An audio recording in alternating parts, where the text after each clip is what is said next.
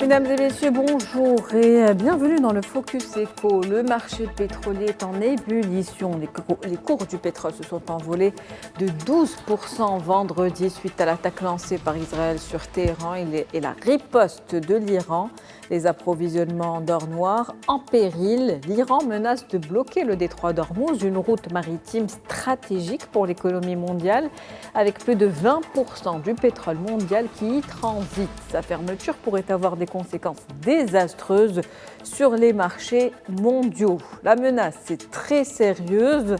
En fonction de l'évolution de la situation, l'économie mondiale peut être impactée.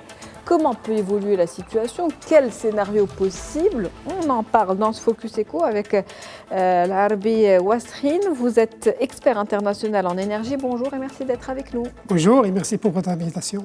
Alors, on parle d'un coût du baril aujourd'hui qui avoisine les entre 70 et 75 dollars, en tout cas pour le moment. On parle d'un prix qui pourrait atteindre les 120 dollars le baril.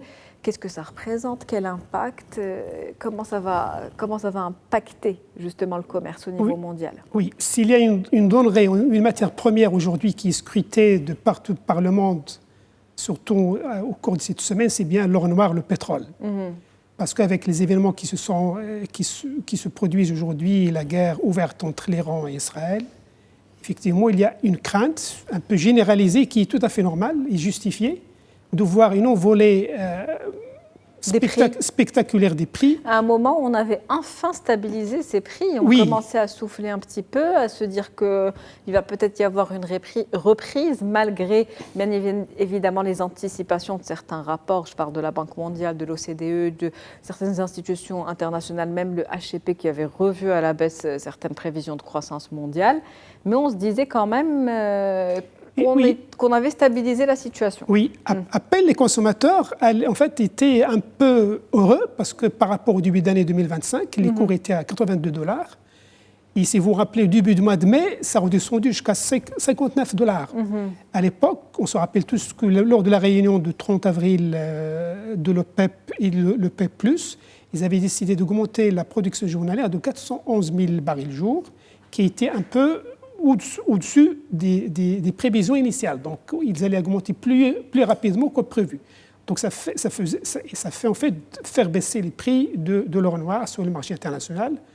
Et bien sûr, les consommateurs ne pouvaient que se réjouir de ça. Mais là, avec les derniers événements, effectivement, de la semaine dernière, les prévisions de certaines banques américaines, notamment JP Morgan et Morgan Chase, font qu'ils établissent que si les tensions continuent dans la région, on peut rapidement, d'ici quelques mois, voir le baril atteindre 110 à 130 dollars le baril, ce qui allait être en fait une charge, une menace supplémentaire pour l'économie mondiale et pour la croissance mondiale. Je vais juste donner un chiffre. Pour le groupe G7, les pays les plus industrialisés du monde, une augmentation de 10% du prix du baril, c'est une baisse du taux de croissance de 0,4%, ce qui est énorme par rapport à ces pays. Déjà que les prévisions de croissance 2025 ont été revues à la baisse depuis que M. Trump avait imposé la série des droits de douane au mois de mars. Et en fait, il a encore semé plus de doutes sur les marchés internationaux et sur les prévisions de croissance mondiaux qui ont été en général revues à la baisse par les principales institutions financières internationales. Justement, quand on situe un petit peu les choses, entre Oman, l'Arabie Saoudite et l'Iran, il y a chaque jour une vingtaine de pétroliers qui transitent. Cela représente à peu près 21 millions de barils par jour, donc un baril sur 5 qui est consommé dans le monde. C'est un petit peu ce que représente, on va dire, cette région. Donc la fermeture de ce détroit d'Ormuz, ou cette éventuelle possible fermeture, pourrait avoir effectivement des conséquences désastreuses pour le commerce international. Tout à fait. On parle d'un volume global, à peu près de un tiers des exportations mondiales qui transitent par le détroit d'Ormuz. Il faut citer que l'Arabie Saoudite, pour la partie Est, les principaux chargements se font à la partie Est de l'Arabie Saoudite, les exportations des Émirats arabes unis, les exportations du Qatar, les exportations du Koweït, les exportations d'Irak et puis bien sûr de l'Iran. tous ces pays, effectivement, pèsent sur l'échiquier mondial des produits pétroliers, que ce soit la partie brute, mais également le gaz et le GNL à partir du Qatar. Donc, juste à penser que le détroit d'Ormuz va être fermé pour une raison quelconque, de la part d'une partie qui est en conflit actuellement, laisse planer effectivement beaucoup d'incertitudes et beaucoup de craintes côté consommateur à voir leur approvisionnement faire disparaître ou pire disparaître, sinon baisser par rapport au planning de livraison qui généralement, à terme, c'est sur le long terme, etc. Une baisse de la production aussi attendue. Rappelons que, par exemple, 90% du pétrole chinois passe donc, par le détroit d'Ormuz. Donc, quand on parle de la Chine, on parle d'industrie qui fonctionne aussi, et donc d'une production qui va ralentir, sachant que la Chine a en général des croissances qui sont à 2 chiffres. Maintenant, plus maintenant, mais c'est-à-dire que la force de production chinoise est importante, ce qui va logiquement, directement impacter les prix de vente des produits chinois. Tout à fait. Et pas seulement chinois, c'est à travers le monde. Parce qu'on importe de Chine un certain nombre de produits qui sont très compétitifs en termes de prix. C'est l'usine du monde, comme on dit, la Chine. C'est vrai, les principales aujourd'hui sources d'approvisionnement du pétrole pour la Chine, c'est bien le Moyen-Orient. L'Iran en particulier, parce que depuis qu'il y a des sanctions de l'embargo sur le pétrole iranien, bien sûr, il y a toujours des routes parallèles à travers lesquelles l'Iran arrive à vendre ses produits pétroliers à la Chine. Mais effectivement, si jamais ce détroit est fermé, une bonne partie des approvisionnements du pétrole pour la Chine vont être perturbés, sinon arrêtés à partir de la région. Et ça, effectivement, peut impacter l'accès chinois à une source d'énergie qui est généralement abordable à partir de l'Iran. Et par la suite, effectivement, voir les prix augmenter et voir également une nouvelle flambée des prix et une inflation qui va être généralisée à travers le monde, puisque, effectivement, comme vous dites, une bonne partie de la production chinoise est exportée à travers tous les pays du monde. Est-ce qu'on fait encore face à un risque de crise économique ou de récession? Ces risques qui commencent à se multiplier sur les dernières années avec les derniers événements, d'ailleurs. Oui, déjà, comme je viens de mentionner, déjà avec les menaces de M. Trump sur les droits de douane, ça a déjà fait planer du doute sur la croissance économique pour 2025. Et l'ensemble des prévisions ont été revues à la baisse. C'est encore aujourd'hui une nouvelle crise vient s'ajouter déjà à celles existantes, ou celles déjà qui sont vécues par les économies mondiales. Ça va encore affecter davantage, effectivement, la croissance économique en Chine. Et puis l'inflation qui va être transmise à toutes les économies, puisque, comme on a dit, une bonne partie de la consommation mondiale, effectivement, en termes que ce soit des produits finis ou semi-finis ou de matières premières, en fait, il est importé à partir de la Chine. Donc le risque est réel, le risque il est là, effectivement.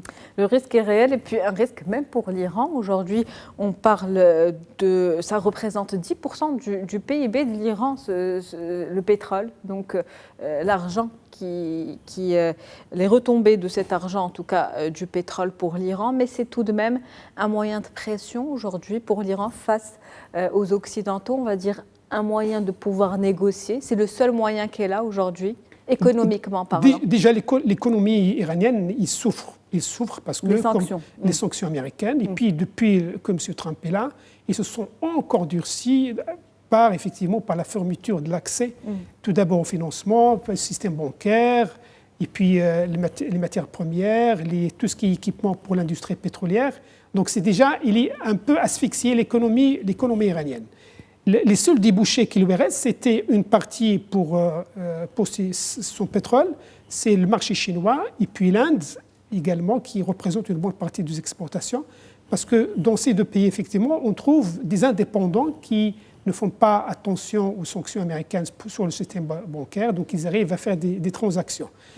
Si aujourd'hui, effectivement, à travers la fermeture du détroit d'Ormuz, ou l'arrêt des exportations de pétrole iranien, ça va encore représenter un nouveau fardeau et une contrainte supplémentaire pour une économie déjà en difficulté pour Quelle l'Europe. perturbation pour la logistique maritime aujourd'hui Oui, dans cette zone? oui, ça c'est un facteur très important, indépendamment de la fermeture du détroit d'Ormuz. Indépendamment, bien évidemment.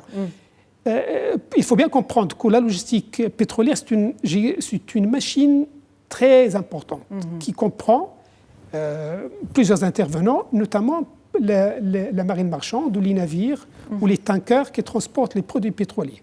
Pour pouvoir les affréter, il faut généralement souscrire à des assurances pour couvrir les risques liés au trajet et la traversée des routes maritimes internationales. Aujourd'hui, depuis la semaine dernière, depuis que le conflit a éclaté, nombreux sont les compagnies d'assurance qui refusent d'assurer les bateaux ou les cargaisons en provenance du Golfe, parce qu'ils se disent, comme c'était le cas sur la crise, la mer Rouge fin de l'année dernière, avec le conflit au Yémen, où effectivement il y avait une interdiction de passage de certains bateaux, aujourd'hui ils se disent qu'il y a une réelle possibilité de dégénération du conflit et que les bateaux ou les cargos ou les tankers qui traversent la région soient attaqués dans le cadre ou même à titre non volontaire par les deux belligérants. Donc, ils refusent d'envoyer, d'affréter les bateaux sur cette région.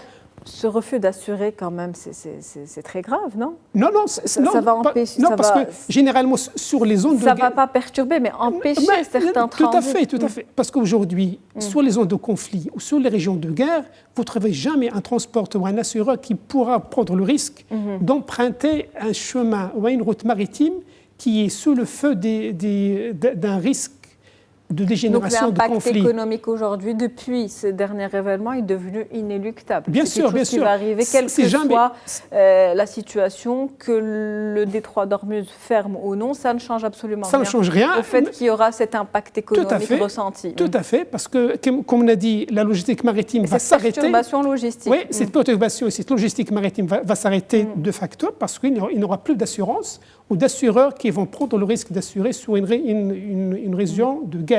Et quel impact pour notre continent? Et juste vous rappeler, c'était le même cas sur le conflit Ukraine-la Russie, pour les bateaux qui allaient charger le blé ukrainien sur le port d'Odyssée ou sur les ports ukrainiens, où les cargos, suite à des menaces russes de les attaquer, ils se sont refusés de charger le blé ukrainien sur les ports ukrainiens.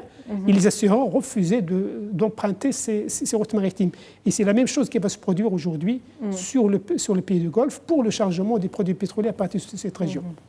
Des perspectives assez pessimistes en tout cas, mais on va voir l'évolution de la situation dans les jours qui viennent. Merci à vous, Monsieur Larbi Ouassrine. Je rappelle que vous êtes expert international en énergie. Merci pour cette analyse et ce décryptage de la situation. Merci pour votre accueil. C'est la fin du Focus Eco pour aujourd'hui. On se retrouve demain avec un nouvel invité, nouveau sujet. Très bonne journée.